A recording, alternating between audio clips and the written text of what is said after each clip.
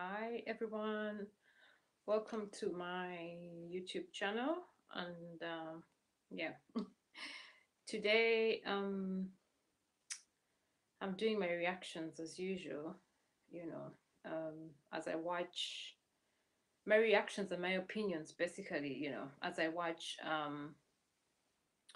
there's a talk show, it's more political really, called the Fourth Estate, and it's usually brought on a television network in Uganda called NTV.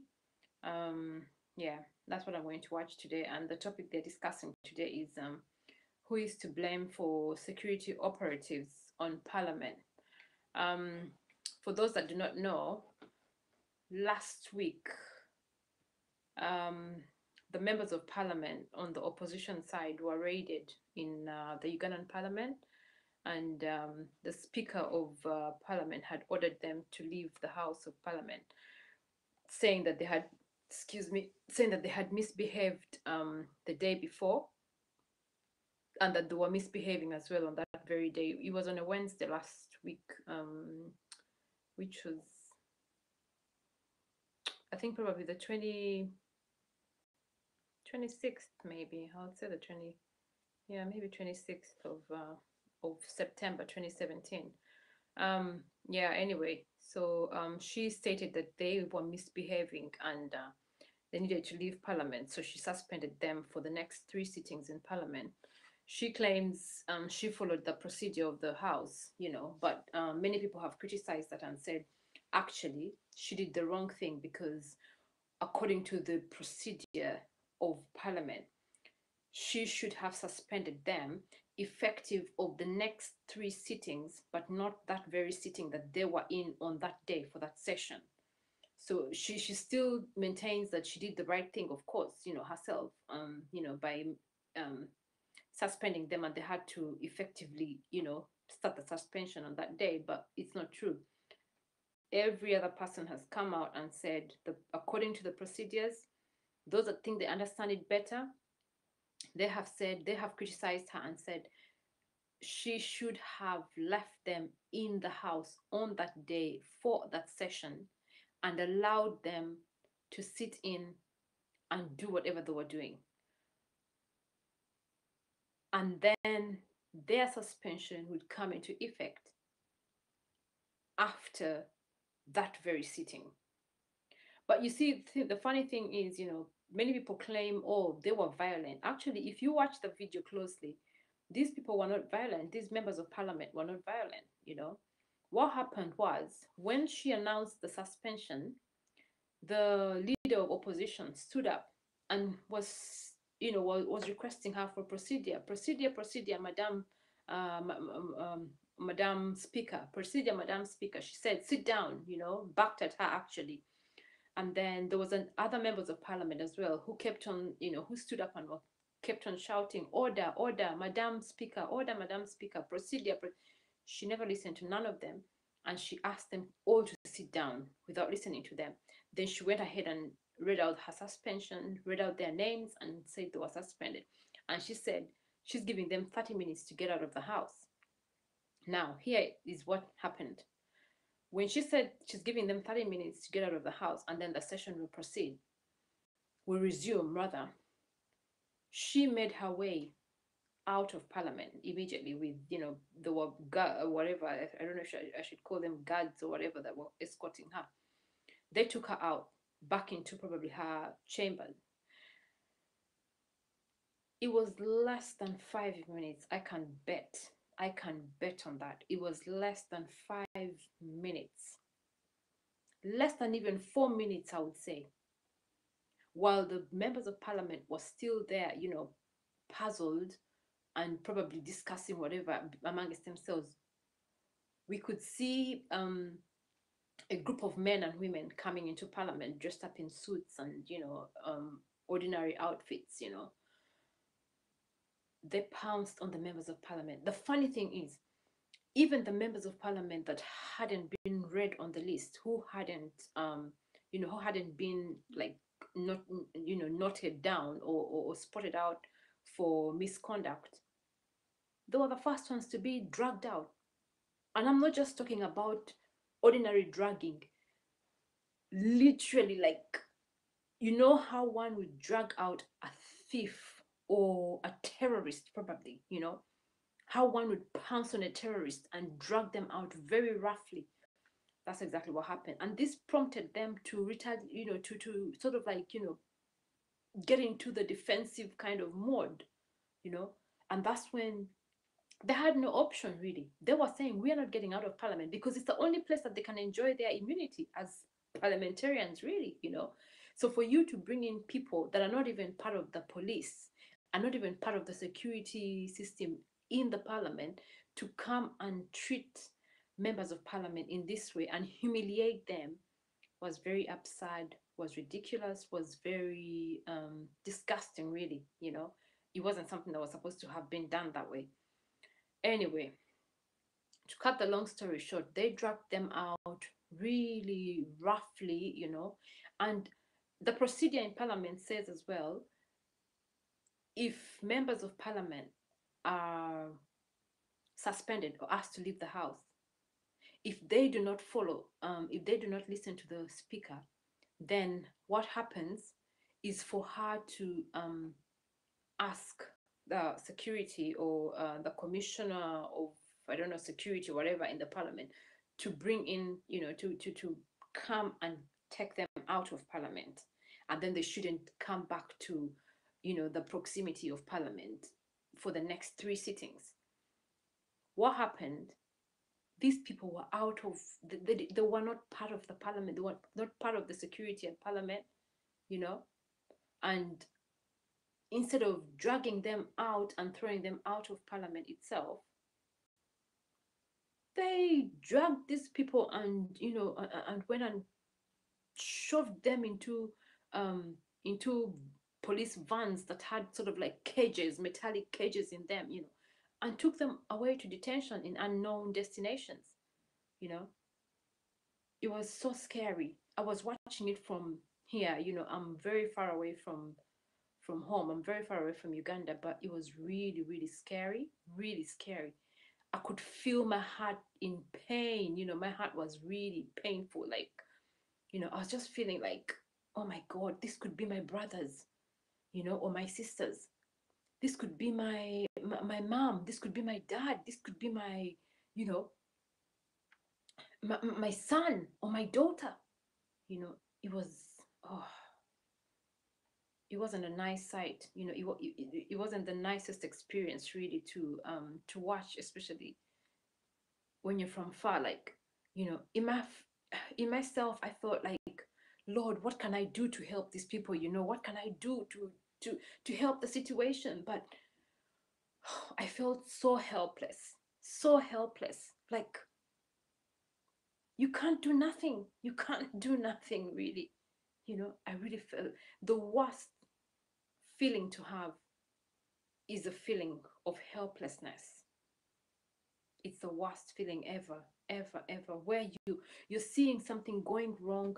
You're seeing, someone being tortured, or you're seeing, someone dying or whatever, and you're so helpless, like you can't do anything to save the situation. It wasn't a good it wasn't a good day for me, I must say. It was a very sad day. It's a day that I'll never forget. I'll never forget that day in September in 2017. I'll never forget it. But anyway, so there's been ongoing, like, talk shows and, news all around, about, from that day on, they're trying, like, to probe and talk about things here and there to see what the way forward is, and to find out as well, to dig deeper and deeper and find out, why did the situation escalate to that extent? What happened? Who were these men? Where were they coming from? Who sent them? Did the speaker act according to her orders, or did she act according to the orders from above or from somebody else? Did Was this thing premeditated? To me, I must say, I think this whole thing was premeditated. They planned for it probably even weeks before or months before, because the way the men did whatever they did, the way they reacted, to this whole situation, to me, that whole thing was premeditated. Premeditated by far, premeditated. There's no one that can tell me otherwise, But anyway, it happened, and up until now, they're still being harassed here and there and intimidated. Some of them actually ended up in hospital, They were hospitalized.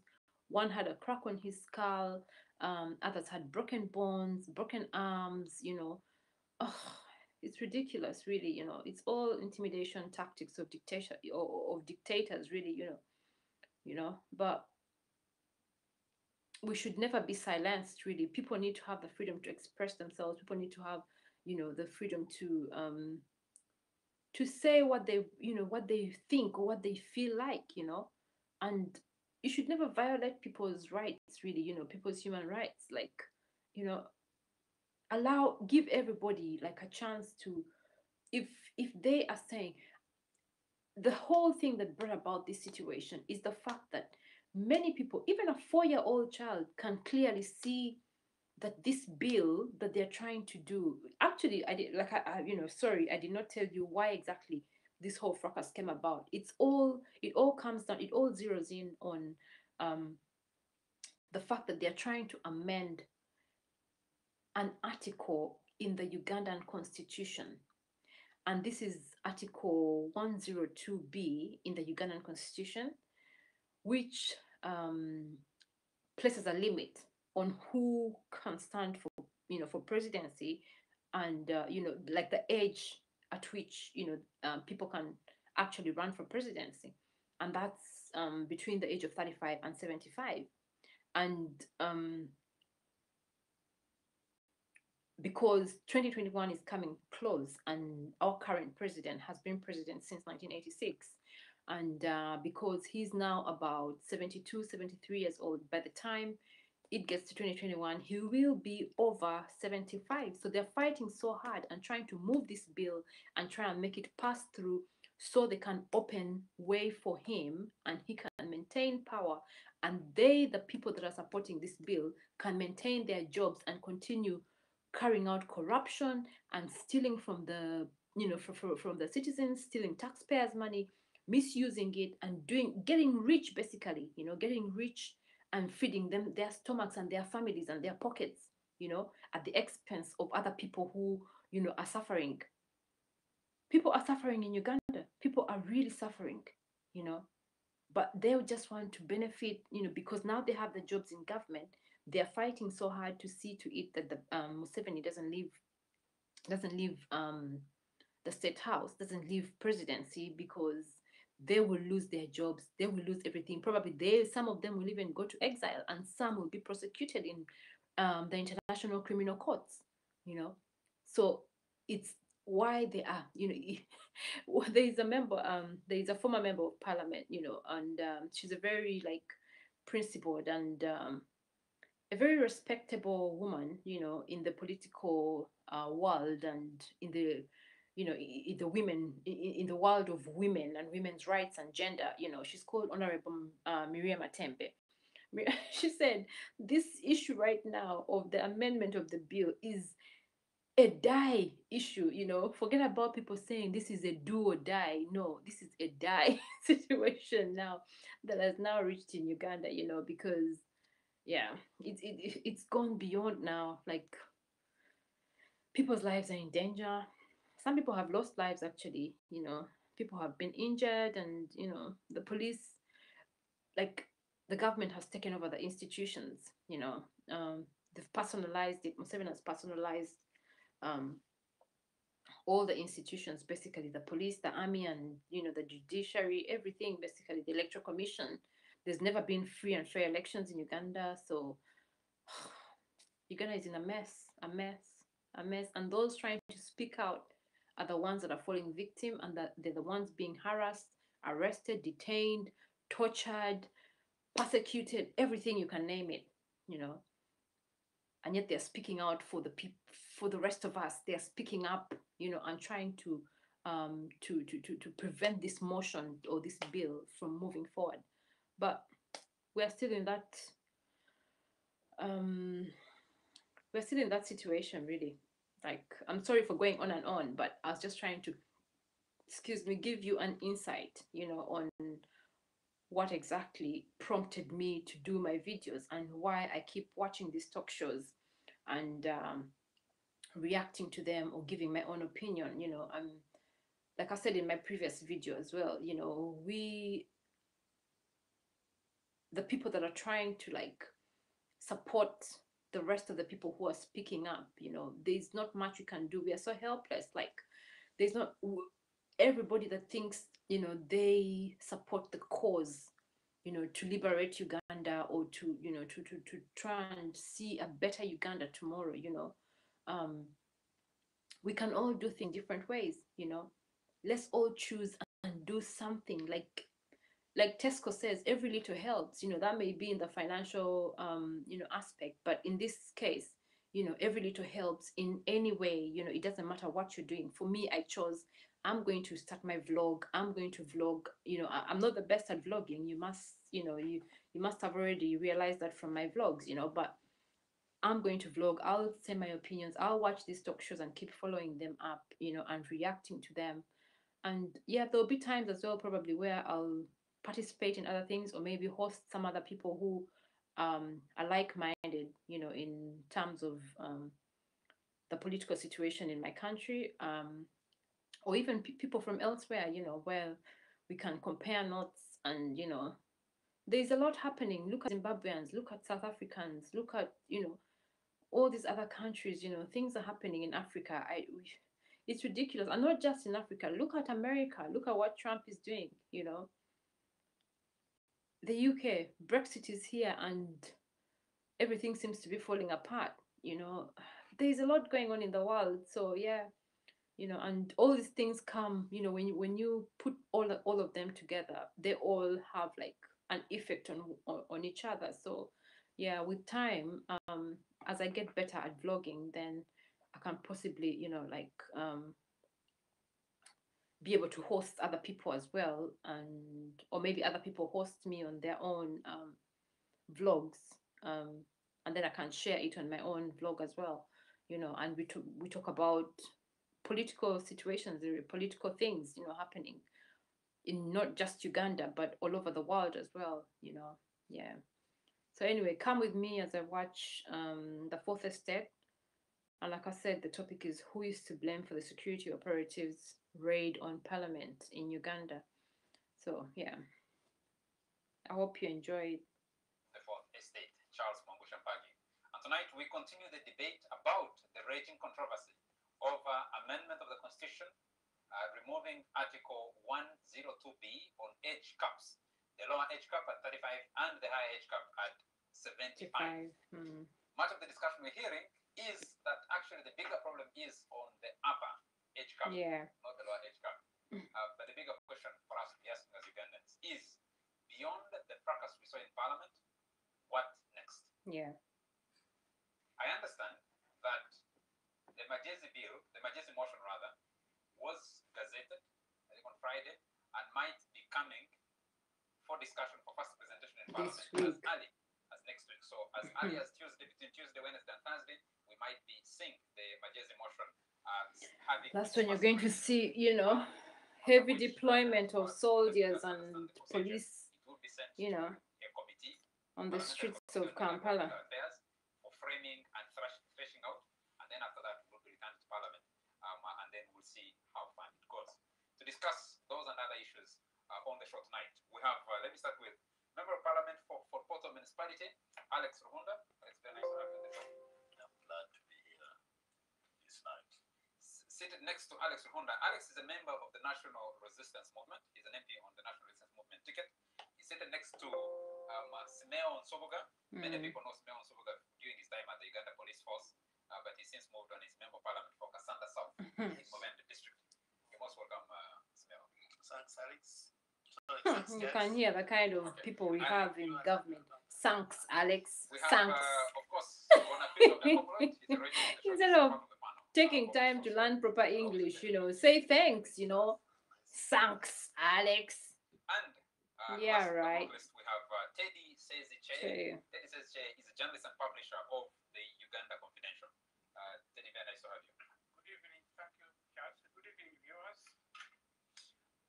start with you, Alex Rukonda. Number one is you've stood out during the caucus on Tuesday, on Wednesday, Yes. which a lot of talk shows have already discussed. So we don't need to belabor the details now. You stood up and tried to raise an issue with the speaker, and Yeah. you were not listened to. The bigger question Ugandans are asking: what actually is at stake with this amendment? Yeah, I think we have a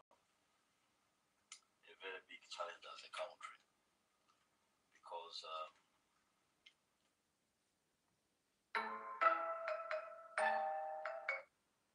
Sorry, that's an advert. I don't even know why. Okay. because it is extremely difficult when you have had a very strong leader,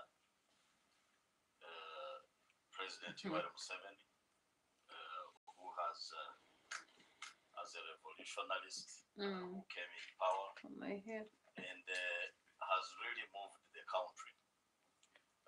To some people, it is difficult To imagine, accept him away. I know. that such a great man Can live. can retire Yeah. and see a new leadership. There are those who cannot imagine that. But for the country, It's because they are stealing. like we have seen, I have. So they know if first their of all, if their I supreme picked a stealer lot of goes, interest then they want to be in, stealing as well. going back to the 1995 Supreme Constitution. stealer. I looked at the spirit in which the 1995 Constitution was framed.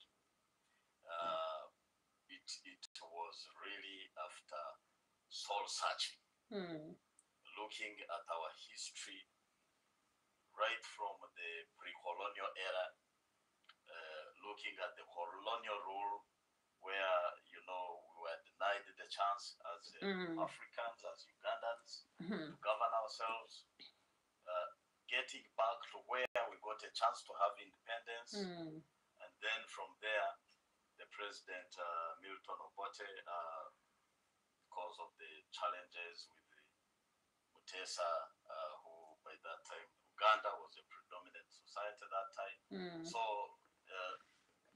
had to maneuver in order to find his way. So that's how the 1967 crisis, the pigeonhole constitution, was formed. Now, all those weaknesses combined together, including the coming up of Idi Amin, who,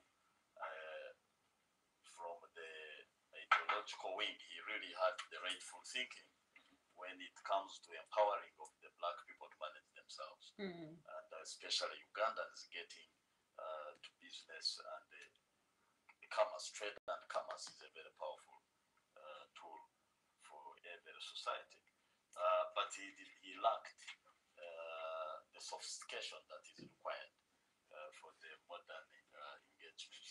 Now, after that, we see the new era, the struggles. Now, all those combined with the long 5-year guerrilla warfare, which really affected the country, Uganda, as a whole, because economically we could not do much. Now we get to a new era of President Yoweri Museveni.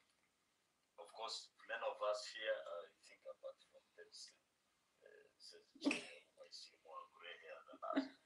I think quite a number of us by that time were young people, and you could have been born in during the era. But we have seen what President Museveni has done. Now, putting all that aside, it is extremely important that Ugandans, Sorry. from the realistic angle, begin thinking of the era beyond President Museveni. Exactly. Now, the constitutional framers that time, I think I was asking myself, did they even predict? Because by that time, the president had said he was even not interested in voting. He was just preparing the country for civilian leadership. Now, while they were framing the 1995 constitution, I was wondering how come they put some, clear benchmarks that would control the presidency. And when they introduced term limits, why did they do that by that time? So I have been just going back into history. Now, when they introduced age limit, what did they mean by putting in the age limit? So to me, I thought that by that time, the wisdom, my conviction is God works through people. And I think they were foresighted, because one of the major important ingredients in governing societies is ensuring that there would be change. Peaceful change. Peaceful change. Yeah, and that is the most disturbing issue, very critical at this point. It all comes down to a peaceful transition, That's the main thing that is making many people, reject that bill. Yeah. That is what we want, a peaceful transition, to see the next president come in peacefully, and during a free and fair election, without all this corruption and all this rigging of elections. Private member has come up with a private member's bill, which is provided for within the constitution. Within. My brother here has explained the history of this Has country, explained where we have come from. Where we have come from. One thing which has not One thing which has not pointed out. During Obote's regime or Amin's regime, the difference with those regimes and NRM regime today, that we have free and fair elections. Who told you? Look at this stupid man.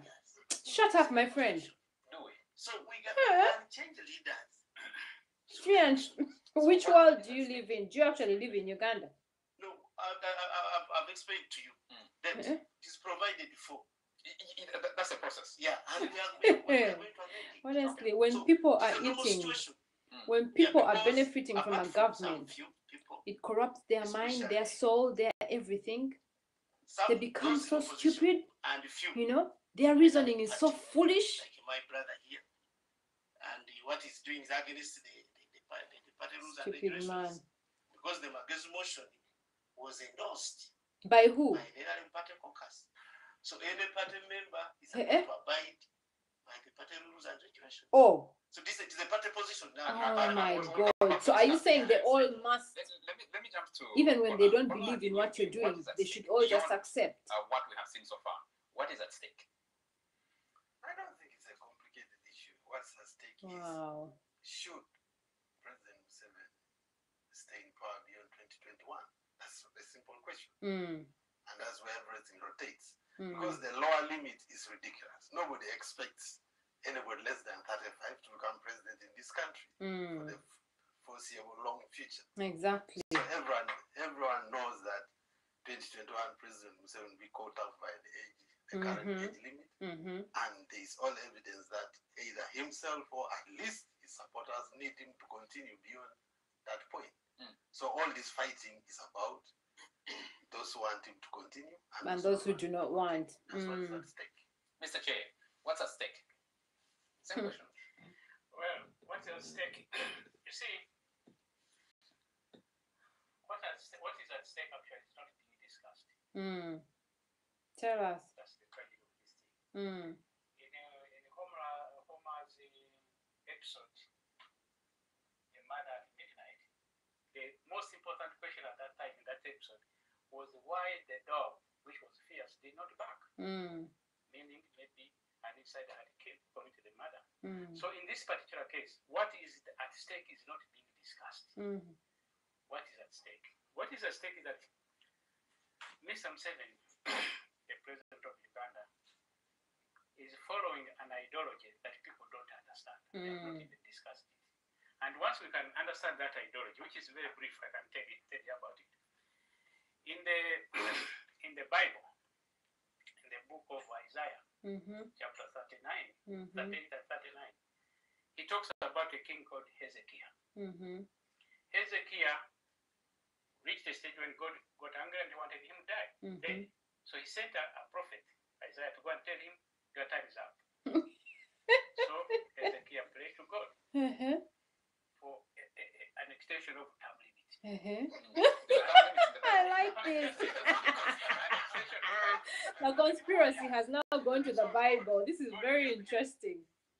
Go on. Said you are going to live for 15 years. This is in Isaiah's book. Then the angel told Isaiah that, the angel told Hezekiah that, the conditions for this extension. Hezekiah said, what's the condition?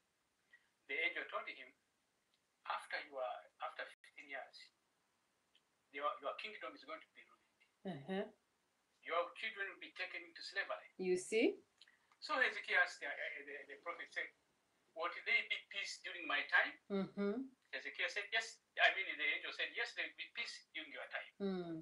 And this the idolatry Psalm 7 is following. During his time, there's going to be this peace.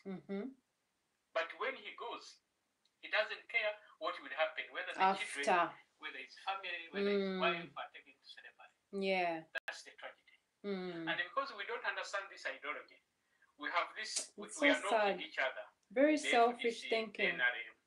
And even the family of Seven fix their home and dry when they are not. True. So once we can understand this ideology, and when you get this, when you understand this ideology, then you can appreciate what he's doing. He can say this, tomorrow he changes. Because for him, it is up to the time he dies. That's when he he praised the Gaddafi, that he was a hero because he died in a foxhole. You understand? He died in the struggle. Yeah, because he died. For him, it is better to live until he dies. So everything is about himself. That's why he's doing all these things. Wow. And unfortunately, the opposition and the are buying into it. Yeah. In fact, it would be very important to reach the Janets, to reach Sare, to reach Muhoza, and tell them, look, even your interests are not save yourselves, yeah. And because of that, because we have not understood the principle, we are concerning ourselves with the other things. This man is for himself. He doesn't care what is going on. As long as he's there and he dies in the power, that's what we are President Museveni has said the people who are talking about age limit are idlers. I think that's the word he used. No, he said those promoting it, he said the likes of Mafavi had been provoked. And when you're provoked, you respond. Exactly. So he said those talking where we're engaged. An action calls for a reaction, isn't it? He said, for me, I'm concentrating on other things. I'm not worried about this. But the thing is concentrating on his own his life, his president's life, the project, to die in power. That's all. Okay. But I want to so why do you imagine that if President Museveni dies in power, it will not amount to a peaceful transfer of power? It will actually be the most peaceful transfer. No. Because he will not even be there to challenge the decision.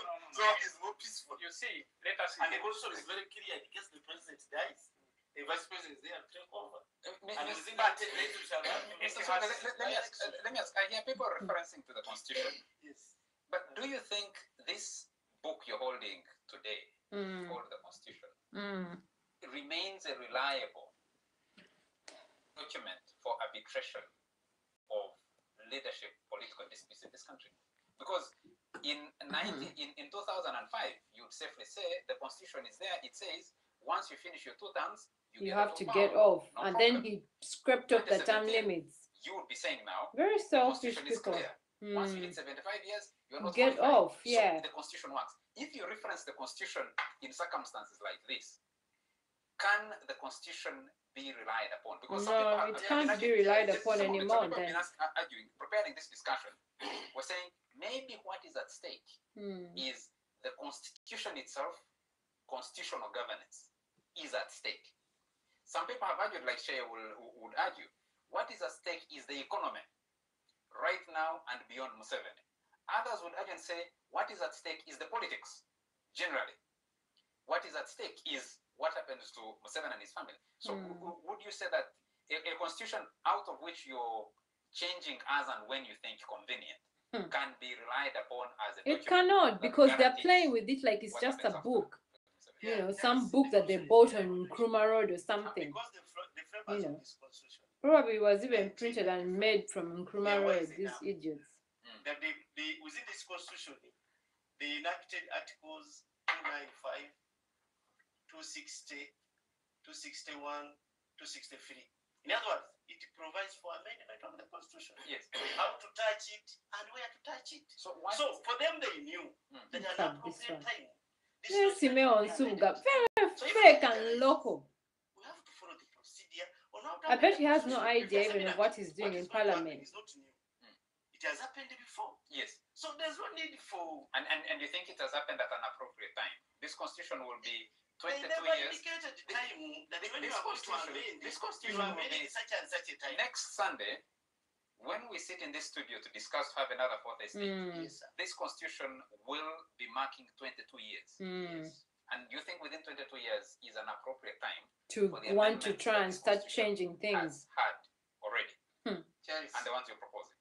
constitution rolled over amended Yes. several times. But not a punched like this. Exactly. This one is like as if the way they treat this constitution of Uganda is like as if a book, a dissertation probably, that was written up and printed from Nkrumah Road, you know, where they can just open, flip the pages, tear out what they want, put in, punch in what they want. These guys are fools, selfish bastards, never thinking about other people but about themselves alone. What is wrong with amendment of the constitution? It goes back to the question you're asking, what is at stake? You see,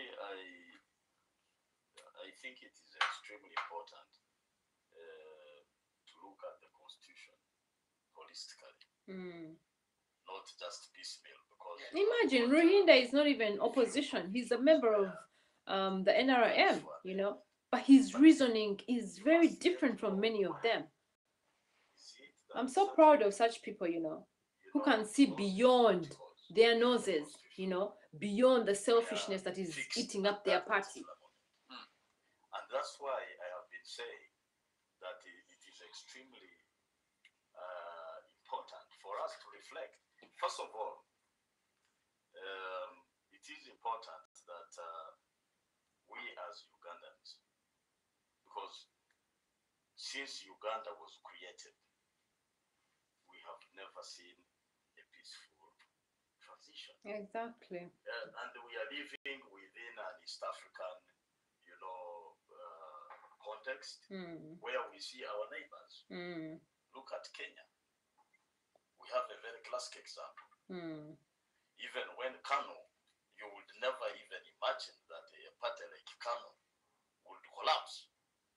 But because a party like Kano decided to only revolve on the leader, the moment issues with that leader came up, Kano disintegrated. But look at our very good role model in Tanzania, where we have Chama Mapinduzi. Like at this point, I'm so proud of Tanzania, you know. People can say, Rwanda, I have heard my colleague saying that they must, toe the party line. But please, I have been in the party, I have seen actually. I think in all East Africa, Tanzania is the most peaceful country, you know. And their transitions of presidency have never have any issues. But as we speak now today, I cannot even know where Mama Babas is. True. And yet this is a gentleman who was at the forefront. Now, the big crisis which I see, because for me, I do not like, I have been affiliated to so many entities worldwide, and if I join, I must also love what I'm joining, but also I should be able to advise to see that there is continuity. Now, the ideology of NRM, the thinking of President Museveni, the vision of NRM cannot stop with President Museveni. Let me just interject quickly for clarity for our viewers. Is there an NRM party position? Has the age limit question of the Majezi bill been discussed in any organ of the national resistance movement. Smell. Yeah, right now what has happened within the party caucus, Within parliamentary caucus. Could you parliamentary caucus. Has Lord. the Majesi bill been endorsed or been Within discussed the by parliamentary any organ of caucus. the national resistance movement?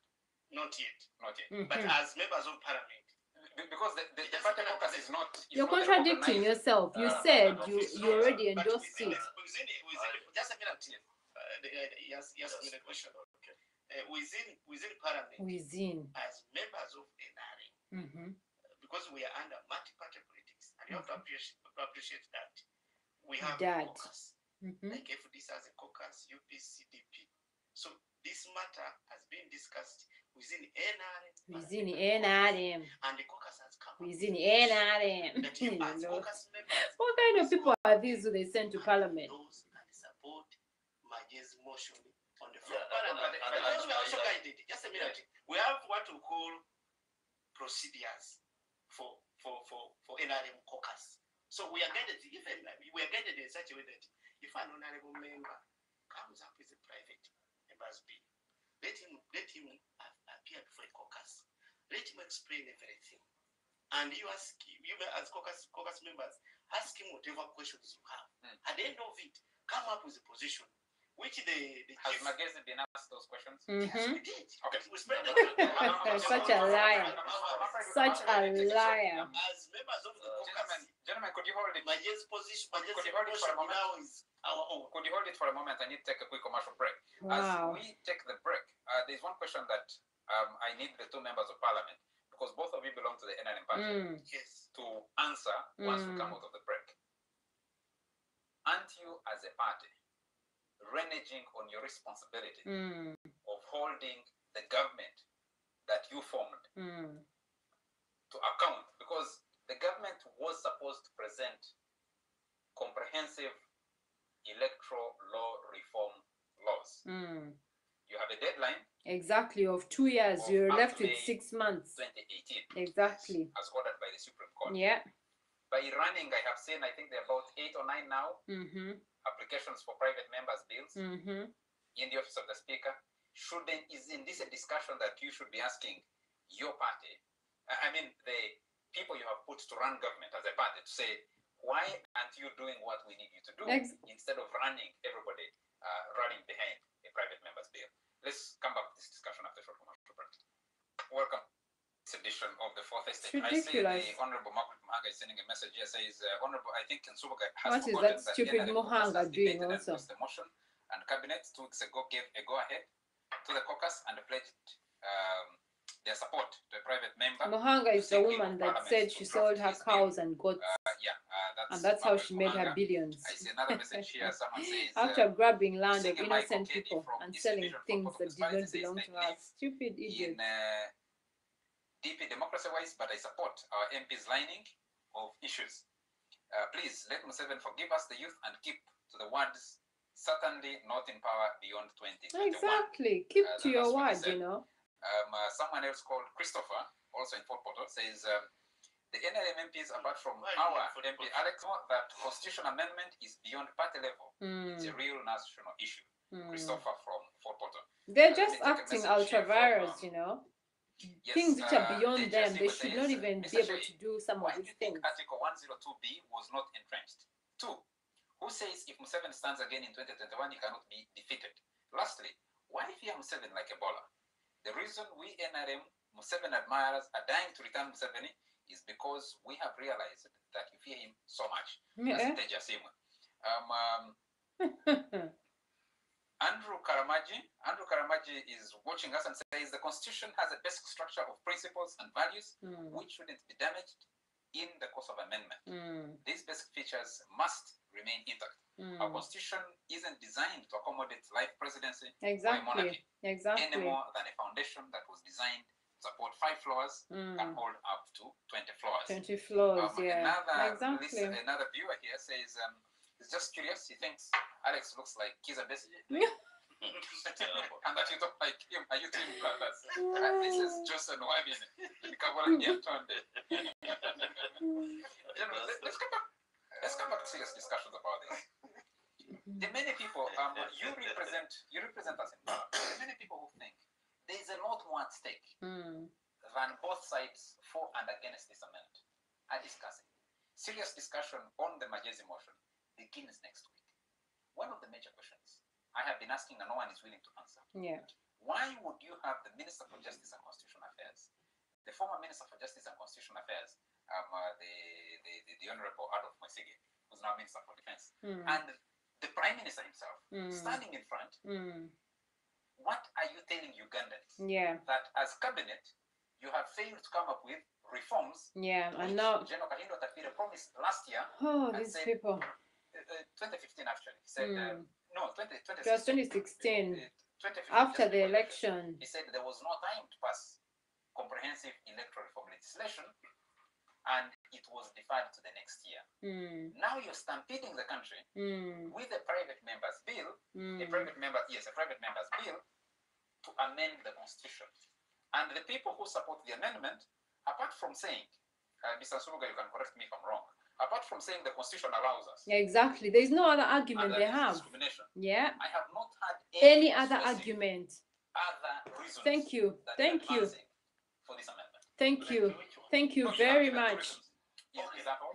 First of all, let me say for having said that message. Selective thinking, isn't it? Stated that the caucus has come up with a position on this motion, and now it is no longer Majezi's motion, but all of us as members of it. Imagine. So where were you? Were you not in Parliament? Parliament. How come you're not aware of the fact that the bill had been tabled in Parliament? Yes. Yeah. So back at your question. Lord. Maybe the question. Sorry to ask you another question. Yeah. The private member. Yeah. The private member of Parliament. Oh Lord. He has a right to come up with. He does. He But does. what you're admitting, That Mr. is Soboga, one. That is what one. you're admitting, Mr. Soboga, is that you have an The man can't even incompetent hold a government proper and an party that has not been able a to- debate. Listen, Oh listen. my God. You ask me a question. Oh my You God. admitting that the government you put in power He can't is debate. incompetent or has refused or has failed Why did to they do send what it is him supposed to do. to the talk That's why show? you're relying on a private member's bill. And I would be asking the Wow. question, anybody watching you now who knows the inadequacies in our electoral laws would say, how many private member bills are you going to have to actually have acceptable, as by the Supreme Court ruling, in Amama Mbabazi versus Yoweri Museveni and the Electoral Commission petition of 2016, to have those electoral law reform amendments done. The man can't understand those questions. You can clearly see his level of English. We as members of Parliament, we don't have control over government business. You run the party. Exactly. Yes, we know, Your party runs the government. but Exactly. the government, Yes, but it is your government. It is your government. It's your party that runs the government. and in the Parliament they have a prime minister who is the head of government business. Alex, Oh, you Lord. let me fix it. Help your colleague. When is he coming now? When is he coming now? He has no clue They come up whatsoever. with a lot of business every now and then. Wow. But that one, are we together? But If that they have one, not come that up with one all will the explain. omnibus bill at this stage, within their program, they will bring it at an appropriate time. But that one, just a minute, that one should not stop the But private that member one, that from one. coming up with his motion. Oh my Oh my Do you God. not think, as a party in That's power, a shame. that That's you a owe it to shame. Ugandans to get a government that actually functions? And that's what Exactly. it's supposed to do. The government Well, function. I think Wow. to begin with, He can't argue. He can't hold a debate. He doesn't even we have must the basic actually, level of understanding of hold English, accountable, you know, government, especially the and he's a Minister member for of Parliament. Constitutional, You wonder what he's doing there. Minister of Justice and Constitutional Affairs, for failing. The Ugandan Parliament has become a Because all joke. these crises, a for proper instance, joke. why you stampede us? You see, some of us, we have been put in a very tricky situation where we are not in agreement with a private member's bill that, in my understanding, is coming at a very wrong moment. Wrong time. Very Where wrong timing. The country has to reflect a lot about succession. Mm. And for me, it is really, I respect President Yoweri Museveni. I love him. No, first wife. No. Please stop that pretense. Please stop that pretense. Because what I know very clearly is I have been asking some of these members moving this present motion. I've been asking them, why are you doing this? The president himself is not interested. This has been the question. Why are you disturbing the big man?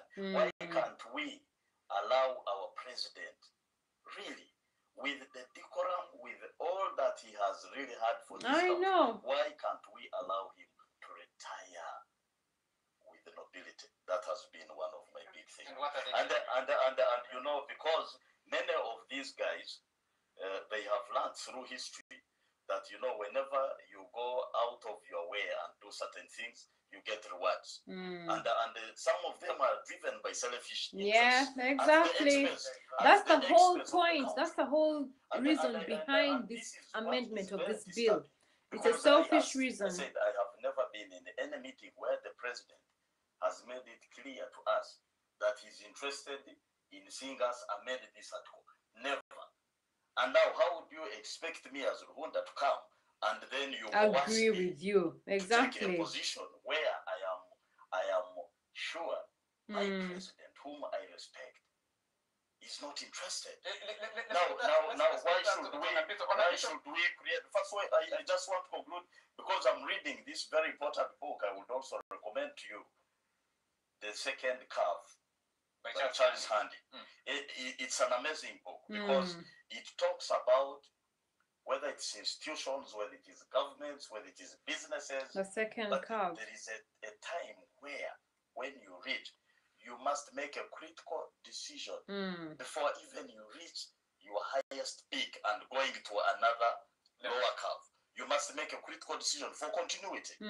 Now, we are here because the NRM, unfortunately, because it is a mass party which keeps recruiting so many people. They just come in and with limited skills, with limited capacity of thinking ahead. Now, many of the old guys who had the vision, exactly, who are thinking ahead alongside the president, exactly, been, put aside, sidelined. And now, at the end of the day, you have these fellas who are just, looking at the president, and they just think this is the only.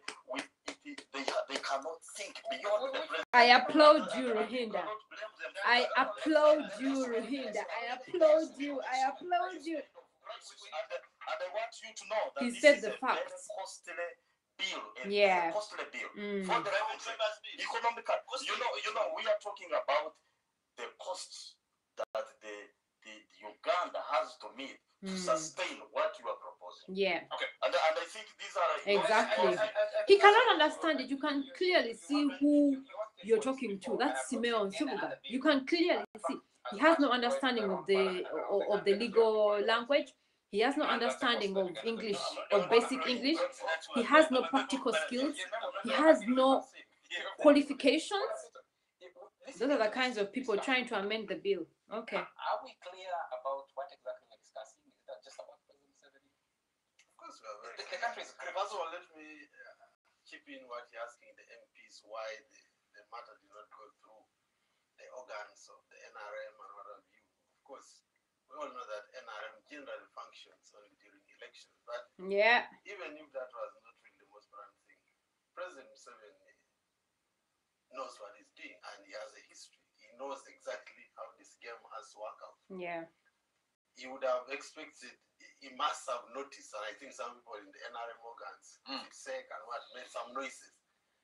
And he must have checked the temperature to say that going through those formal organs, while they would not stop, they would cause unnecessary embarrassment to him. And one would even have thought might have gone the Rwanda way of a referendum, but again, he seems not to have liked what would potentially happen. Come out of it. So this was the quickest solution. He's a guerrilla. He knows that even if you have a standing army, sometimes you need to use snipers, you need to use ambush. So to achieve the target, you don't need to deploy the whole army. So our friend here among the snipers. They have already scored the victory. But can I provide you with I'm just shut up, Simeo. There's no point that you can make here. Everything is clear.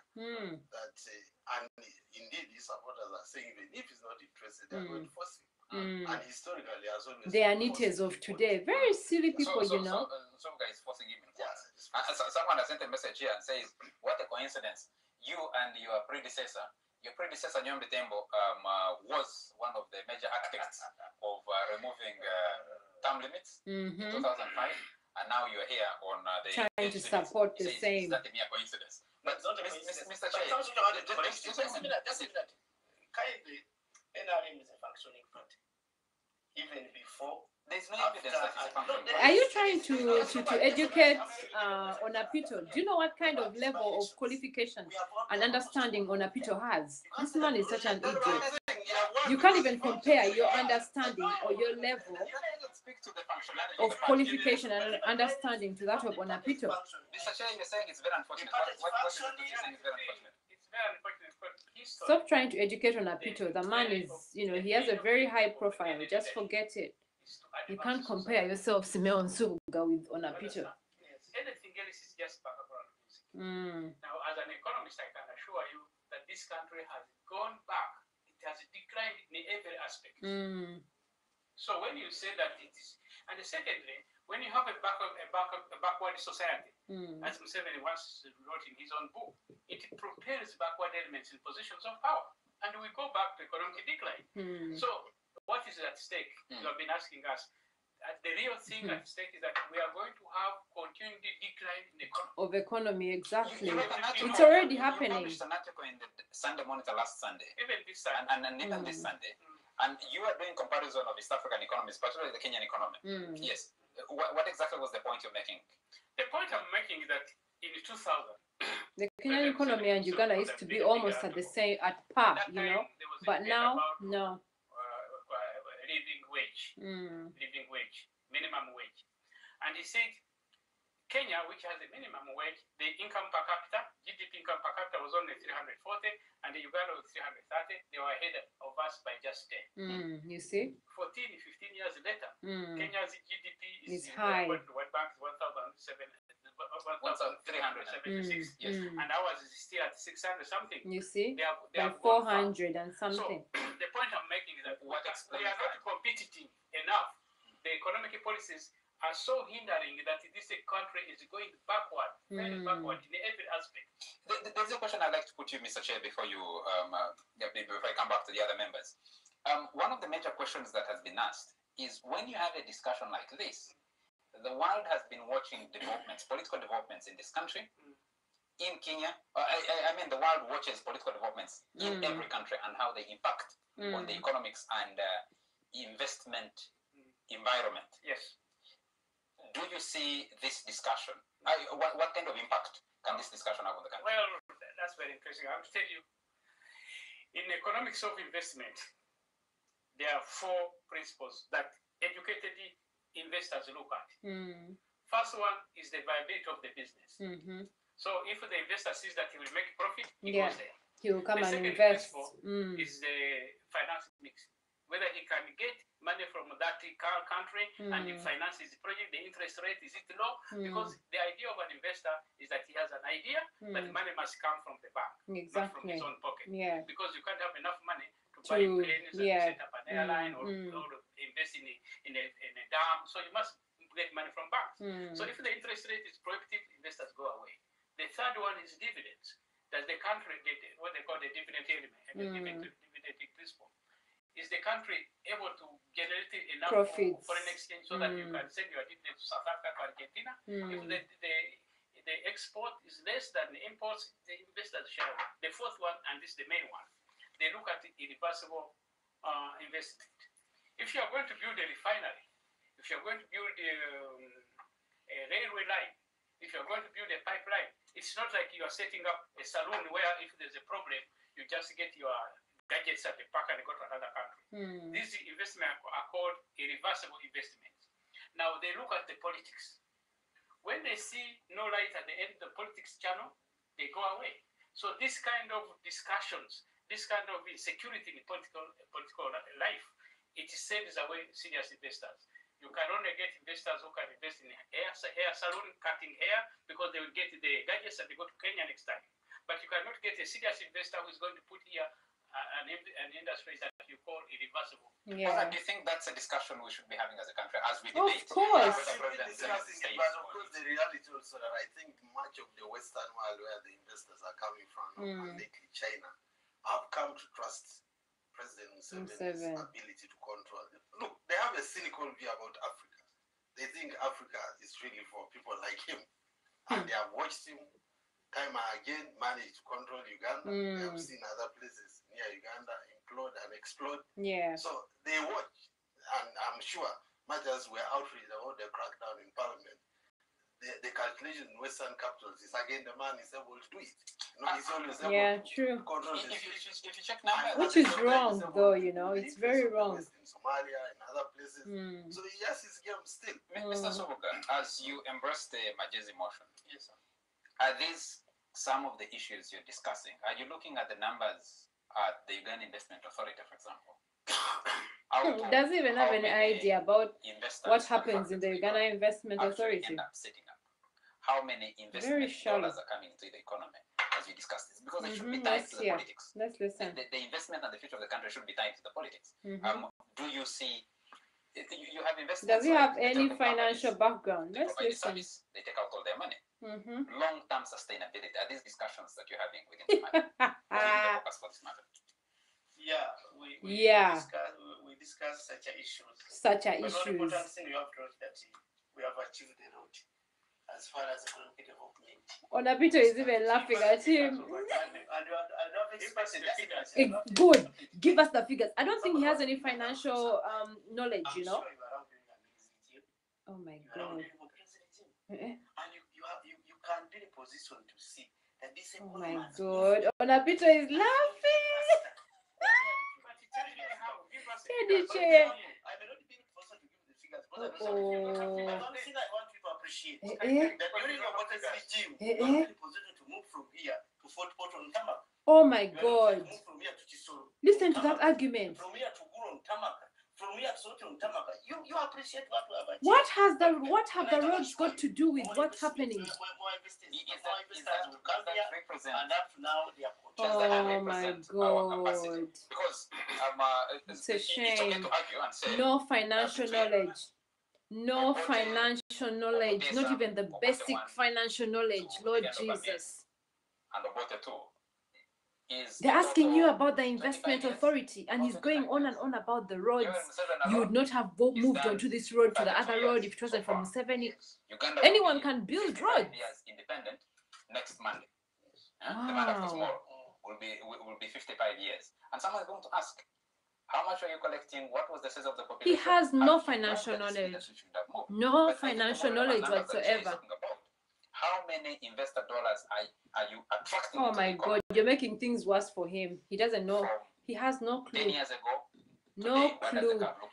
Angazi. Angazi.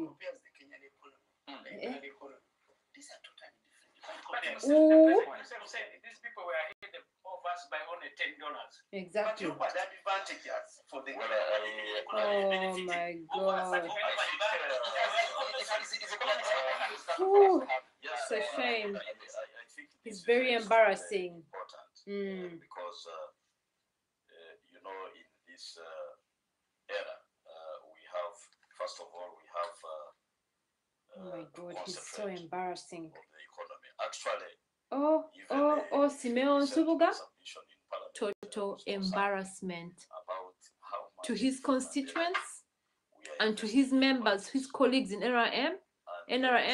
He's ashamed you. He's ashamed you. He's ashamed you. Embarrassment completely. And also, what kind of quality of people do you send to parliament?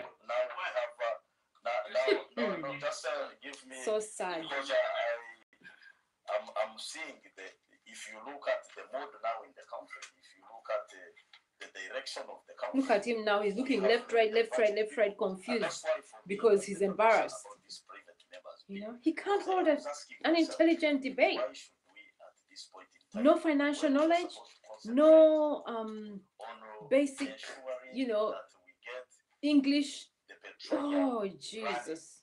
Because, He can't even because express the himself. investment of He the can't country speak into the fluently. oil sector, What kind of huge nonsense? resources have already moved in that And you sector. call him We honorable, expect honorable, to see results.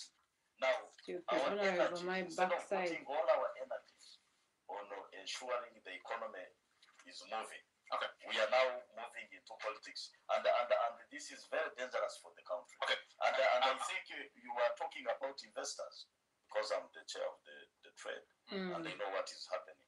Now, if we are talking about attracting investment, of course, the investors, they would love to come in a country where there are no conflicts. Exactly. Now the words. No, of course, I mean, if you saw what happened in our parliament, what I'm trying to explain is why should we, in the middle, because we have just come out of an election. Embarrassing. Remember, every time we have elections, we lose business. Yeah, you go back Many like 3 years investors, backwards or 5. the money because they Mm. are not sure of what is going to happen. Even after the elections, that whole year, they are still studying. Yeah. Now, when we are trying to settle down, and then something else is coming up. into, creating a bad image, Yeah. which would really scare investors. They are fools. I think, Selfish fools. Gentlemen, I'm afraid we need to take a break. This is where I feel. Let me just read something. You are looking for numbers. This is the Uganda Economic Update. It's a document of the World Bank. Does he even have any idea that that book exists? It's titled Infrastructure Finance Deficit. Can Public-Private Partnership Fill the Gap? This is a World Bank document. This is what it says. Diare Tugaye, Country Director, Eritrea, Kenya, Rwanda, and Uganda, Africa region. He says, at present, Uganda's rate of economic growth is at its lowest level for the past 2 decades.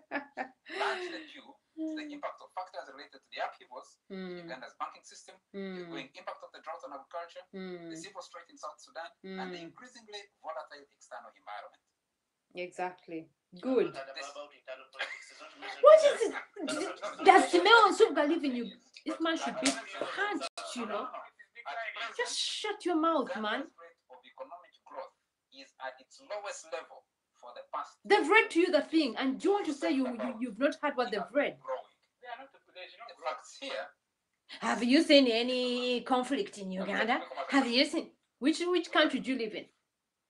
Welcome back to this last segment of the fourth estate. There are lots of messages coming through. Such a A lot of bastard. them being sent to my phone, but we'll also pick some calls. Let's first go back a little bit to the politics of it, of this whole discussion. Starting with you, Alex Ruhunda. You represent a constituency in one of the strongest holds of the national resistance movement. It's never voted, Fort Portal and Toro region has never voted for Museveni less than 70% in the last 5 elections he's contested. And what I understand is that you seem to be divided right in the middle. You and the woman member of parliament, the Honorable Sylvia Rawogo, seem to have different views about this proposed amendment, the Magezi bill. The Minister for Defense, who represents Nyangabu County, and Jackson Kafuzi, who represents Chiaka South. On the other side, I saw the Honorable Adolf Mwesiga stand up to second the motion when they called for seconders, and then Kafuzi actually stood as one of the official or on the record seconders of the motion. Does this say that your voters, that the population is actually equally divided, or who is speaking for the population, who is speaking against the population? Well, that's a good question. I'm a researcher by profession, and I'm a people's representative. I do not come here in your own capacity just to think for the people per se, but I do wide-range consultations. Before making this strong stand, I had quite a lot of engagements with religious leaders, political leaders in Fort Portal, the business community, some of the business community, and the stand was very clear. they told me that when I get to Parliament, I should not make a mistake and support this private members bill. Good. But these are the people who support President Museveni. Well, It doesn't they matter. love, like I'm saying. We all love We him, love but it's time President for Museveni. You him see, to go. I have told people that actually the God of President Museveni is the best I have ever seen. Because what God has done for President Museveni is to show him what really can happen when you do not work out on succession. Like we have seen in Libya, we have seen in Egypt, we have seen all that. Now, unfortunately, you know, when you have strong leaders who are highly revered, they hardly get a chance for getting members who can tell them The truth. That's of true. the matter.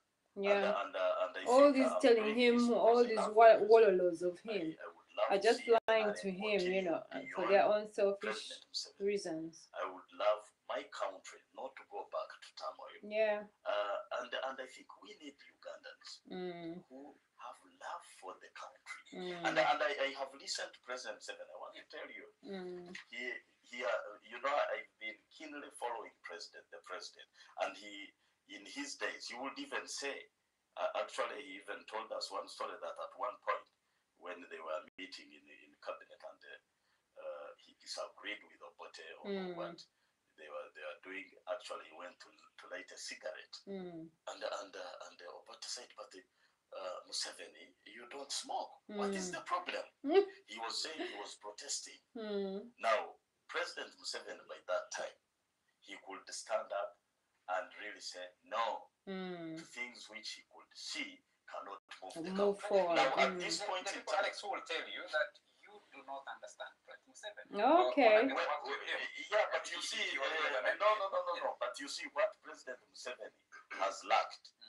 It is for people really to be honest with him. That's true. You know, many people they just opportunistically, you know, use. He has just people who are just quit buying on him, you know. If you know the meaning of quit buying, quit buy. The question someone will put to you, in 2003, during when the processes of amending Article 1052 on term limits started, everybody who stood up to tell President Museveni in Chankwanzi that he was on the wrong track was exited from cabinet.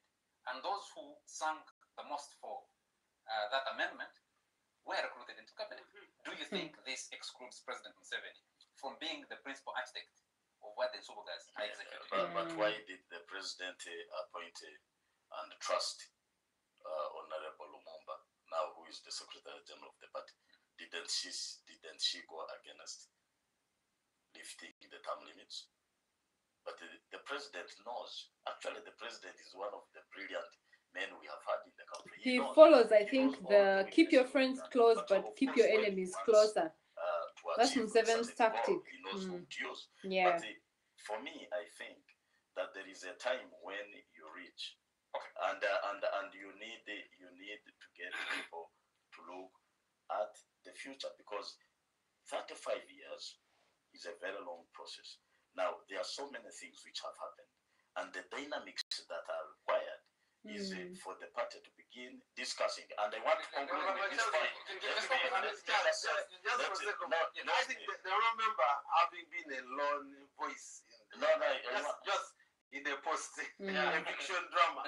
I can understand his position. His own was pleading with the president, and he pretends not to understand. President Museveni knows that in this country, this is a feudal society, essentially, which still believes in a king. And the king gives, and the king is feared. So he knows that before this whole thing came, he first of all has assessed that Ugandans were not going to rise with the Red Brigade, and they didn't. The Red Brigade was isolated. The people did not rise. And in and around Kampala, he actually worked on them. Remember his tours with Betty Kamya? When he was giving checks to some of those informal groups, those are people who rise. No, they did not rise because he worked on them. So he has accommodated. Corruption. The people are living within positive bribery. So to say. Yeah. I wanted to just come back to you, and I asked you a question. I asked if these are your own opinions, these are your own opinions, or they represent the people you represent. Certainly not. They are not my own and I asked you what explains the divide. You two lone voices in the Toro region so far. Yeah, but this depends. No, it depends on how you respect people.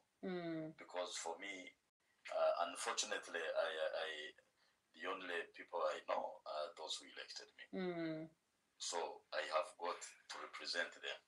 If I was not airing out their views, then they would not really have me. I would not even be welcomed in football. Yeah, true. Actually, they wanted even to welcome me, with processions. What I didn't really buy that in. But what I'm trying to show, by the number of messages I'm getting, many of them are from the constituency. Yes, and I think this, you see, like if you are brave enough, because if you are an elected leader, you've got to be brave enough. Yeah. To air out your views of the people. Yeah, exactly. Now, if you come around and turn against the people, and that's exactly what many of these NRM people are doing. It's going to backfire on them. Members, but what I know from the constituency that they represent, Fort Portal municipality, they are very strong. Leave them. Do for you what is best for you and your constituents. If people in your constituency are opposed to this thing, the right thing for them to do, and I think that's where the opponents of the removal of the age limit have failed, is for the people to rise up. President Museveni, like all leaders, only they don't fear other leaders because they can be contained. So when will your constituents rise if indeed they are faced? Supporting this, they are supporting it. Before you come with the message, it's not because they are supporting it. They've been silenced with money. Remember the level of poverty in Uganda, They've just been silenced with money. My sister, you have just reported, how he said, I said it was last week. That's what it's has been part of us. But have respect. It has been part of us.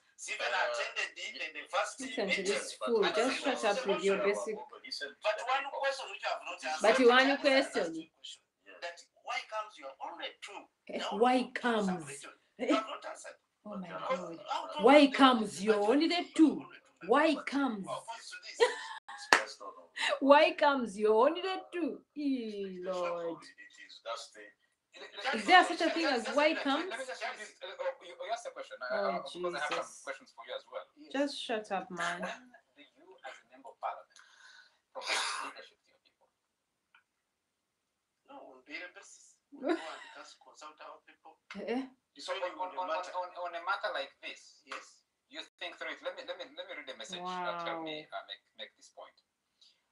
Someone says, I should inform you that I asked you to comment on the fact that Uganda Bureau of Statistics, a government research body, says according to the latest National Household Survey that poverty in the country has increased from 19% to now 27% in the last 4 years. He also wants me to ask you, the Constitution says as an MP, you are supposed to make laws for the peace, order, and good governance of Uganda. Article 79 particularly says, given the fracas that was created and the tension across the country, now because of the Magezi motion, do you still think you and your colleagues are doing your work according to the demanded function? Yes, it is true. For your information, I'm not surprised to him jumping and answering yes. I can say just manufactured. Just a few individuals are the one who have created that tension. You have seen, say in Kavale, in Arua, in the other day in Teso, people were demonstrating in support of this amendment. Who said? Which has to come out very clearly that probably next week this matter will come on the floor of Parliament for the first reading. For the first leading, not reading, but leading.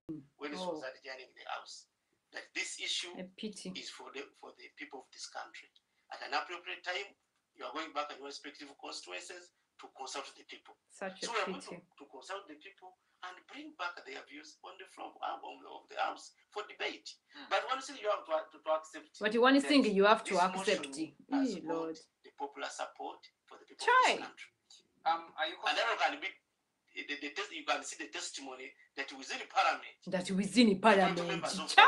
even some from opposition, Chineke some me. from the opposition are supporting this motion. Deborah here, a lady called Wow. Deborah is watching us, and she says, please let us have conscience So and some sense of embarrassing. honesty and integrity.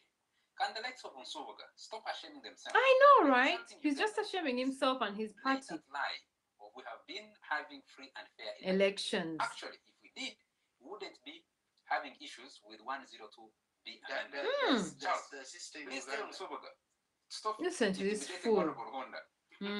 Has all the rights to share his views and among the very few intelligent MPs. Very much. Ruhunda is very intelligent, very respectable. Taken Mzee hostage for their own selfish interests. Yeah, Anite Abiriga Nankabid was the Betty Kamias. I add my voice to those sober Ugandans for them for security operatives besieging Parliament. Thank you. There's a lady called Deborah. There are people who believe that you Subuga, like this lady says here, that actually beyond saying the constitution allows us, beyond saying there's some kind of discrimination, because I have seen an avalanche of private member bills that wants to change this, to say there's a lot of discrimination inbuilt in the constitution. You have no real reason, and you're holding President Museveni hostage to promise him to stay on so that he can make you ministers. Ministers and No, rich. people are floating the idea They're of stupid. ministers that for us we are going to be made ministers. That's diversionary.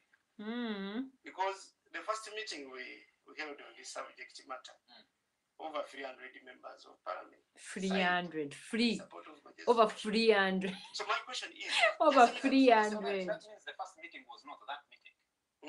The Hmm? first meeting was not that meeting. There Yeah, had been yeah. earlier meetings. No, the first meeting, Oh, the first meeting Lord. That Where? was introduced to these members. when this matter was introduced, 300 members and over 300 in those state. We have about to. No, I think Can I finish? Can I finish? Sir? Can I finish? that was attendance list. You see, if you go and come up with a decision, then you can say those members who subscribe to it sign. But you see, when you come for the meeting as a member, when you turn up for the meeting, you are not going to determine the outcome. As a procedure, So it is that attendance you have list to, that is missing. sign your okay, let us attendance. leave that one. When you went to the Yeah, caucus, yeah, let us leave that one. all members of the caucus supported this issue, Mm-hmm. supported Maje's motion. So, if somebody said that those who are in support, they are going to be made ministers. Now, my question is, you mean all the 300 will be Why made do you support ministers? this motion? First of all, the private member who is coming up with a motion, what he's doing is within the law. It is provided for. No. That's the only argument you The people process is a tell. different matter. My What question do you is, want to why achieve? do you support? Yeah. Why do you want to achieve with this? That's the issue. What do you want to achieve? That is one. The Yeah. second one, if you What look at is this motion one? in details, one aspect is addressing the issue of elections altogether. That, for Are we- example, when it comes to presidential elections, For those who are not Ugandans, petitioning let me educate you. the issue of If you ever meet organizing any by-election, Ugandan assuming that the presidential elections have been trying cancelled, to like speak in the case of English, Kenya, is and extending days. within That their is a very serious issue. sentences, they keep telling Please, you, can I are we advise together? What um, reasons are you advancing? are we together? for Or, amendment? That's my question. The motion is, you know, they are more than basically, that. are we together? You just We know. call that article. They are more Their than that. English, No, zero. we're attaching it to Like I what always is say, on the English, police. Because, for example, one thing you have not explained, for example, Is it bad for President Museveni to Yes, continue? why are you running away from that fact? Exactly. That's it. You come straight it is away not and say, bad. It's not bad. Just be open. Let me Just say- be, let me you know, say- tell the truth that you're doing the bill for Museveni and not anyone else. 2021 elections, President Museveni is going to win. Okay. When Hey. he is defeated. Because it has happened No, before. in life, there's It has happened the before. ones they call trends. Trends show No, that it's you will win. automatically. Automatically. Okay. Kahunda lost an elections. It is Okay. about annoying Oh my God, Kahunda lost an elections. To President Museveni as a person. The point is, Majezi Rafaeli is a member of parliament. He has the right to introduce a private member. Yes, nobody That's says all. that. Are we Nobody together? says that. And Are we in his together? capacity, Don't you think? Are we together? Where Ugandans indicated Oh Lord, Uganda, Zabo. So would you be okay? Would you be okay if someone moved an amendment, I don't know, or a part of the law to say the sitting president would not, benefit from this as long as has been supported by members of parliament. As long as, for example, one of ours is called Honorable Patrick Esam. Came up with a motion. Honorable Samba came up with a motion. We discussed it in the caucus and got only 4 votes. Oh my God. As long as the members come up with what you have said and they have got the caucus support, I don't have an objection. Chair, you wanted to come in. This man, they should kick him out of the NRM party. He's such an embarrassment to them. Honorable Suga was talking about what Amin and so on and so forth, what they did and what I know, just mixing up issues, you know, because of lack of knowledge. Yes, sir. if you measure yourself among yourself, measuring yourself with yourself, is not being wise. I know. Measure yourself with Singapore, with South Korea, Yeah. with Kenya. But if you measure yourself with the dwarfs, Yeah. it's on the record. On this Make point, yourself, you know, so make that one is not a comparisons wise with, argument. you know, states Then that I are move greater to than the yourself. real issue. Yes. The real issue, You had some numbers there. yes, which I the wanted real to- issue is that this country is in a shock. It will never be a lower middle income, not even Middle in income. 2040. Here I have one article by. That's a doomsday. Yeah, but But it's a truth, it's a fact, isn't it? Figures. This is an article where the president said the economy has expanded more than 81 times since 1986, and it was in March, for January 14th. A long article. So when I read it, I looked at it and I found that he says that the GDP in 1986 was only 260 million. Even the second article, the same thing said Uganda has grown 14 times. Again, the GDP at that time, he says it was 260 billion. Now, in economics, let's come straight to the point. If you have a GDP of 260 million in 1986, and it is growing by 6%, Then you should have increased by the now. population is also growing by 3%, the population of about 14. Mm. So I asked somebody to run an Excel program here Yeah. to input this. Mm. And what do we have now? Our GDP is only real GDP. If you use those figures, and these figures are provided by the president, the original GDP 1986, the 6% growth, higher. even though sometimes we don't have this growth, but taking everything and the population growth of 3.2 anyway. In the end, we find that this year the real GDP is just $295. Imagine. Okay. And then by 2040, it will be just 557 Wow. income per capita. Very low. So the issue, Where are you getting those numbers from? the numbers are very well. You take this, you go to Excel, you put it in, and then the thing will run out. I want to challenge. I want to challenge this. You see, challenge them. They have no financial knowledge. Because I would love All they know is to go there and argue, age limit. You know, go round and round issues that they don't even have an understanding of, you know. Even the National Planning Authority, even the president, we go into a room and each one runs these figures to tell us how they arrive on their figures. Okay. Going by these figures, That's a good challenge. Going by these figures, Uganda will not be a lower middle income by 2027. Okay. They don't have figures, they have the money. I like that on Apito. That's true. They don't need your financial knowledge, you know. They have their army men. Oh, Jesus. It's a shame.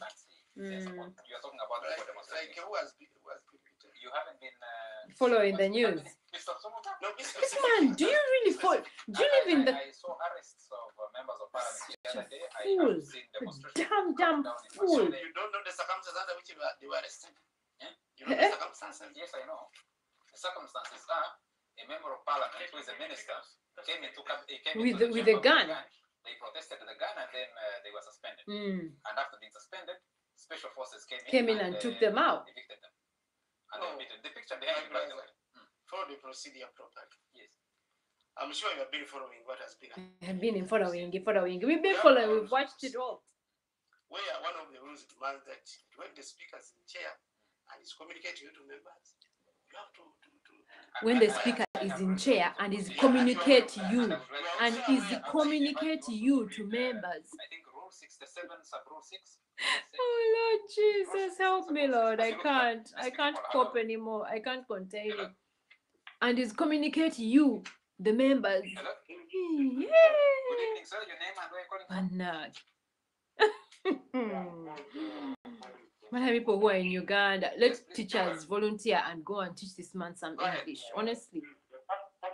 Wow.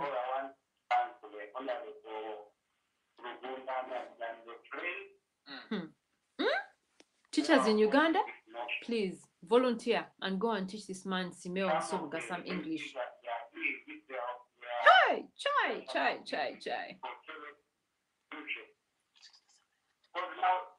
Look at him. 67. They all know how to quote the constitution and the procedures in parliament.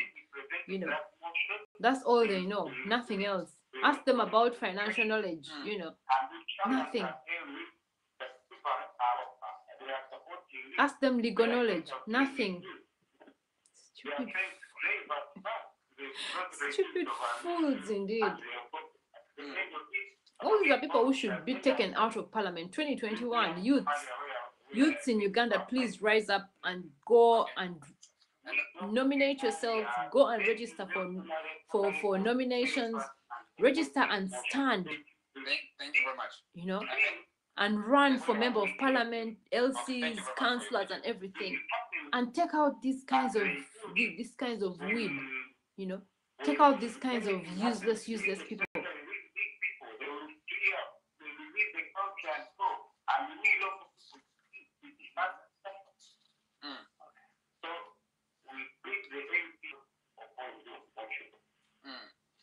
No, I think I was looking at behavior of members of parliament. I think 74, not 67. No, not 67. I think I quoted the wrong one. G, a member of parliament shall not bring into the house any camera, arms, or weapon, tape recorder, transistor radio, and I think something like that. I think it's a different rule I was looking at. But one point I wanted to bring it out to. One point I wanted to bring it out. They will conducted business on Tuesday and Wednesday. Look at that, everyone is laughing at him. Honestly, I don't know why he can't even realize that he's being laughed at. Because what he did was within the rules of procedure. So ordered members to get up. And some members, by the way, out of the grade 5, some left. Peacefully, without any problem. Without any problem.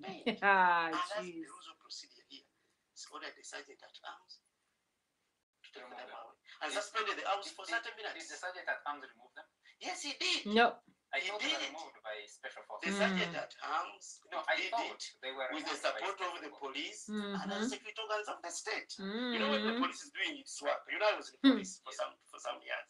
The police under Article 212 is mandated to cooperate with the security organs of the state. And that keeps the independence of parliament. You think? Mind you, the three arms of government are supposed to be separate. Yes, because first of all, the members refused to vacate the arms. Yes. So what? This tells why Honor was answering. To me, the most worrying bit is the message that the young people in this country are getting. And I expect this to be repeated in even in institutions and local councils, is that might is right. I mean, we are really creating a political culture where these so-called parliaments and what will be of course, parliament is a PR exercise. The government, but it has not been confirmed that you don't need to. My 5-year-old, when I reached home in Fort Portal, and he asked me that, Daddy, why are you fighting in parliament? I think this was a very embarrassing situation. Of course, for both sides. How would I answer such a younger child, innocent young child? That a member of parliament can fight the father fighting. I mean, this was something very nasty. Throwing away chairs. That's why the speaker, if it was not for political experience, Simeo. the speaker would have ideally wanted to adjourn even for a week. Exactly. But then she even went ahead and resumed. That's what they say. She has Suspended but for the consequences are really a terrible culture. Yeah, I think as you have seen this covered by all the media, I think it was an embarrassing episode. Very embarrassing. For Uganda, not for Parliament, but for Uganda. And people asking the question, did it have to reach that level? Does amendment of the Constitution, even when the Constitution provides for that, drive the country in that direction? Maybe that's the pondering you as members of Parliament need to be asking. I saw you praising the Speaker the other day, which is okay. But the question is, did we have to get to this? But why don't you Could look, this have why been don't you look at the This behavior man, why of do you some always people? have to answer questions with questions? I never With understand. you, the members who They are were conducted both themselves. sides of the parliament who are All a member of parliament. No, but they were Throwing away chairs. Can I pick a call? Hello? Hello? Simeon Subuga, go back to school. Hello? Which one? They ask you a question, you answer with a question. Hello? Are you there? Nonsense. But I would like to Yes, please. Yes, you're not clear. Your line is not clear. Can I ask production to help us because the lines don't seem to be. Hello? Hello? Hello? Yes, sir. Your name and where you're calling from? It's terrible. Hello? Yes, we can hear you. Your name and where you're calling from, sir? Yes, my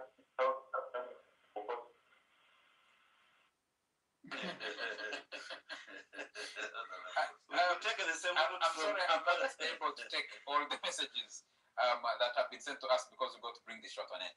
Let me start with you, Teddy says, Shay, your last word on the show. Well, my warning is that the economy is going down the drain and will never be The same. all right until Mr. Museveni can rethink his policies. Mm. I want also to, as I said, I would love to have a seminar or a day brainstorm with the people in finance, Bank of Uganda, even people like Nsubuga here, to show me their figures. Yeah. Because I believe in the figures. Mm. I've done an Excel program here which shows that our GDP now is so low that we cannot, even by 2040, we shall be just about $500 per income per GDP income per capita. So my worry is that this country is declining economically and will soon be a Mogadishu. Very well said.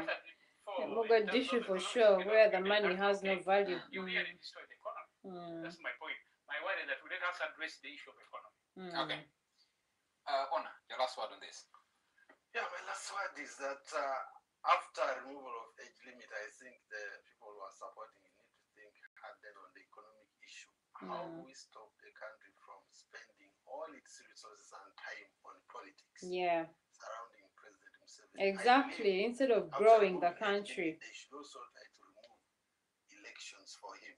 Yeah. Such that he stops, and those who claim to fight for him stop distorting the economy and allow him also to articulate some of his intentions without worrying about losing power.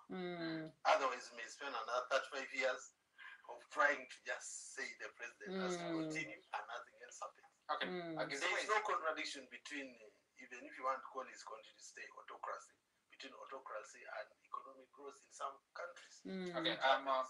This one is speaking to Zuboga and says, actually, he's called up Gizibwe Isaiah. He says, the AP for Kitabwenda, I think Agaba Bass, has also voiced a position which seems to be contrary to what he's saying. Hey, the number is increasing. Hey. Okay. By the time you finish tabling that motion or that bill, so many of your members will have crossed to our side. Just give it time. Stupid. Uganda is a free society. Free society. Free debate. Yeah. Those who are in support of the age limit, they should be given free environment to debate, and those who are against. So why do you arrest them? Those who are against them. This is a matter within our constitution. The point is there an end? This is an article which is supposed to be amended by Parliament. Because there are some articles which Parliament cannot amend. And those which are supposed to be amended through the referendum. Just shut up. Simeon Subuga, shut up. But I don't know if you're going to debate this issue on the floor of the House. Shut up. Let Ruhunda talk. So what the people of this country should be assured of that the majority votes will take it. Moderator, move on. Move on to the next one. We don't have time for that nonsense. It's my prayer that we don't get bogged into this issue to swallow. Yeah. Most important issues to do with our economy, because all the energies we must really restore and revamp our abilities to drive the country economically, and I think let us be very conscious about that. Exactly. But also let us as a party listen To the people. because Mm. the people they are the ones who elect us and they love NRM, they love President Museveni.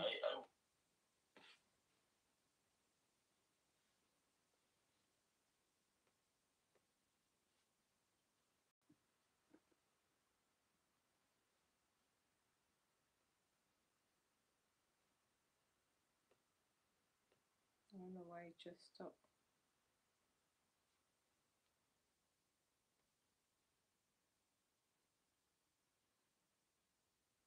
Come on, I need Rwanda's.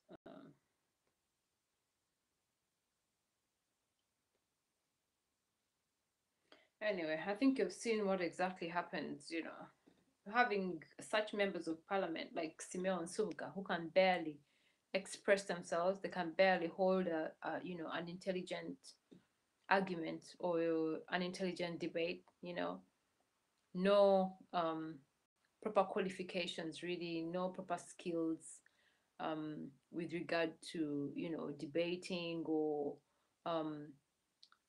trying to inform people, you know, lack of a good understanding of English, of the English language, lack of a good lack of, you know, of proper English, really, you know, in terms of speech, you know.